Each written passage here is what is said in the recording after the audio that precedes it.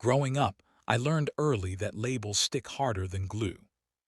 In my family, my older sister was the brilliant one, my younger brother was the talented one, and me, I was the dumb one. It started as a joke when I was 8 years old after I failed a math test. My dad laughed at the dinner table and said, "Well, at least we know who didn't get the smart genes." Everyone chuckled. I laughed too, because that's what you do when you're a child and want approval. But the joke never ended. Every report card was compared to my siblings. Every mistake became proof of what they already believed. If I forgot something, it was because I was careless. If I struggled, it was because I wasn't smart enough. Over time, their words became my inner voice. By high school, I stopped trying to compete academically, not because I didn't care, but because I believed I couldn't win. I wasn't book smart like my sister, who won academic awards and scholarships. I wasn't naturally gifted like my brother, who excelled in sports and music. I was just average. Or at least, that's what everyone thought. The truth was, I loved building things. I spent hours in the garage taking apart broken appliances and trying to fix them. I watched online videos about business ideas and technology trends instead of studying textbooks, but my parents saw those interests as distractions. "You need to focus on real success," my mom would say whenever she saw me tinkering with old gadgets. "Maybe start with passing your classes," my dad would add with a smirk. After graduation, my sister went to a prestigious university. My brother got a sports scholarship. I enrolled in a local community college because it was affordable and flexible. My parents barely acknowledged it. Family gatherings were the hardest. Relatives would ask about my siblings' achievements, and then someone would eventually turn to me with polite curiosity. My dad would sometimes answer for me. "Oh, he's figuring things out. Not exactly the academic type." I laughed along again, but inside I felt invisible. During my second year of college, I dropped out. Not because I failed, but because I realized I wasn't learning what excited me. I became obsessed with online marketplaces and digital businesses. I started a small e-commerce store selling refurbished electronics, those same gadgets I used to take apart in the garage. At first, it was messy.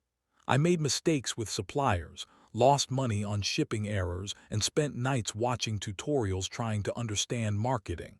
My parents were unimpressed. "So you quit school to sell used junk online?" my dad said when I told him. "It's not junk," I replied quietly. But his words echoed, "You always take the easy way out." I worked part-time jobs to keep my business afloat. For 2 years, nothing dramatic happened. Sales were small but steady. I reinvested every dollar back into growth. I learned about branding, customer service, and logistics through trial and error. Then something unexpected happened. One of my products, a customized, eco-friendly refurbished laptop, went viral after a tech influencer reviewed it. Overnight, my small store exploded with orders. I couldn't keep up alone. I hired my first employee, then another. Within a year, I expanded into a full-scale company focused on affordable refurbished technology for students and small businesses. Revenue climbed into the millions. But success didn't feel real yet. Maybe because part of me still felt like the kid who couldn't pass a math test. I avoided telling my parents the full story. They knew I was doing okay, but I never shared numbers. I didn't want to invite skepticism or dismissive comments. 5 years after starting the business, a major tech corporation approached me.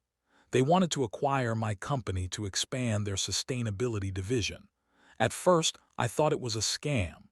Then lawyers got involved, negotiations began, and months passed in a blur of meetings and paperwork. The final offer was surreal, $47 million. I stared at the number on the screen for a long time, convinced I was misreading it. I thought about the garage, the broken gadgets, the laughter at the dinner table. I thought about every night I stayed up learning things no one believed mattered. When the deal finally closed, the company wired the payment. $47 million. The moment felt oddly quiet. There were no fireworks or dramatic music, just me sitting alone at my kitchen table with tears in my eyes. A week later, my parents invited the family over for dinner. My sister had just completed her graduate degree, and my brother had joined a professional sports team. It was another celebration of achievements, one I expected to observe quietly. Halfway through the meal, my mom asked casually, "So, how's your little business going these days?" I hesitated. Part of me wanted to keep everything private, but another part, the part that carried years of doubt, wanted to finally be seen. "It's going well," I said.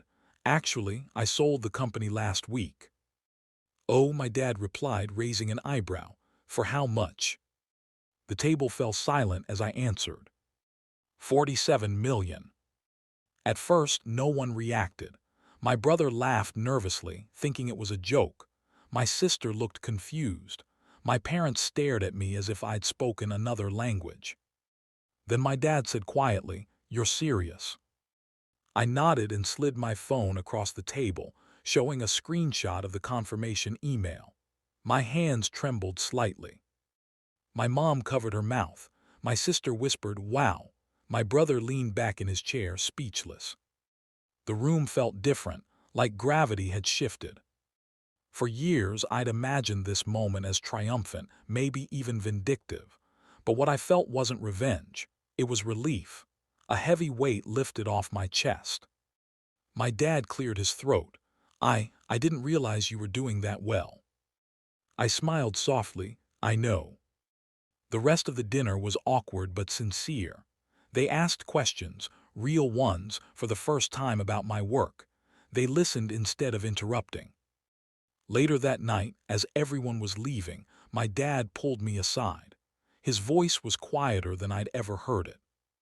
"I owe you an apology," he said. "We underestimated you. I'm sorry for the things we said." Hearing those words didn't erase the past, but it changed something inside me. For the first time, I didn't feel like the dumb one or the overlooked one.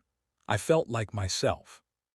The $47 million check changed my life financially, yes. But more importantly, it changed how I saw my own worth. It taught me that intelligence isn't one size fits all. Success doesn't follow a single path. And sometimes, the skills people dismiss are the ones that shape your future. Today, I mentor young entrepreneurs who feel misunderstood or underestimated. I tell them the same thing I wish someone had told me years ago. Your value isn't defined by someone else's expectations. My parents still joke sometimes, but now the jokes are different. They ask for business advice. They brag about my achievements to relatives. And every now and then, I walk into the garage where my journey began. The old workbench is still there, covered with tools and half-finished projects. It reminds me of the kid who believed in his own curiosity even when no one else did. Because the truth is, I was never the dumb one. I was just the one who learned differently and dared to prove it.